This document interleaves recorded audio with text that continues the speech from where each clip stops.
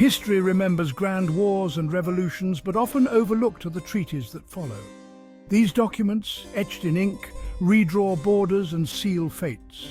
Such is the story of the Philippines. The Treaty of Paris, signed in 1898, and the Treaty of Washington, signed in 1899, encapsulate a pivotal moment. The Spanish Empire waned, and the United States, hungry for expansion, stepped in. These treaties, signed thousands of miles away, would shape the destiny of a nation yearning for freedom. The Philippines, an archipelago rich in resources and strategically located, became a prime target. These treaties illustrate the machinations of empires and the human cost of such ambitions. They are not just historical documents, but testaments to the struggles of a people thrust onto the world stage by forces beyond their control. Understanding these treaties is crucial to understanding the Philippines today. They provide context for the complex relationship between the Philippines and the United States. The Treaty of Paris, signed on December 10, 1898, officially ended the Spanish-American War. Spain, once a global power, found itself on the losing side. The United States, eager to assert its dominance, saw an opportunity. The Philippines, a Spanish colony for over 3 centuries, became a bargaining chip. Spain ceded Cuba, Puerto Rico, and Guam to the United States. The Philippines, however, presented a dilemma. The US had promised Filipinos autonomy during the war, yet the treaty stipulated the sale of the Philippines for $20 million. This act of buying and selling a nation without the consent of its people laid bare the hypocrisy of American imperialism. The signing of the treaty ignited outrage in the Philippines as Filipinos felt betrayed. They had fought alongside American forces, believing in promises of freedom, only to find a new colonizer. The Treaty of Washington, signed on November 7, 1899, further solidified the United States' grip on the Philippines.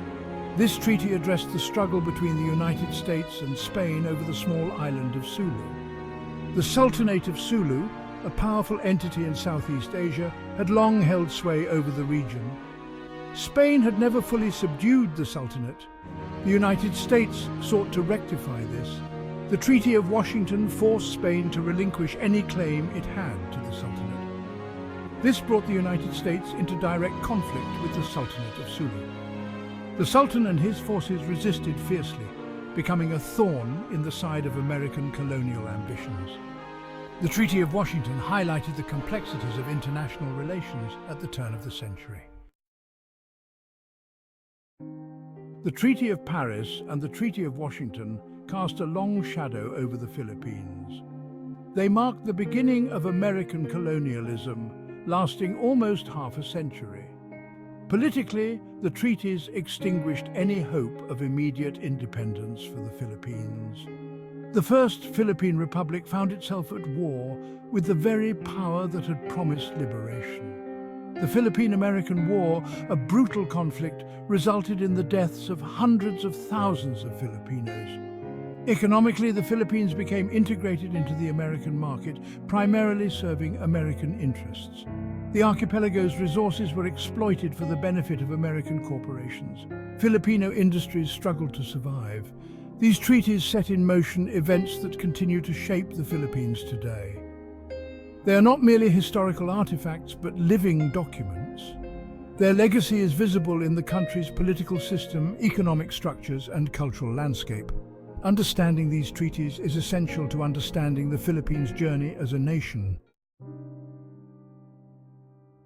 The imposition of American rule did not go unchallenged. From the outset, Filipinos from all walks of life rose to resist the new colonizers. This resistance took many forms, waged on battlefields and in the halls of power. The Philippine-American War demonstrated the Filipinos' determination to fight for their independence. Leaders like Emilio Aguinaldo and Andres Bonifacio became symbols of resistance. Even after Aguinaldo's capture in 1901, resistance continued across the archipelago. Filipinos also challenged American rule through political means, forming parties that advocated for independence. Newspapers served as platforms for dissent, exposing the injustices of colonialism.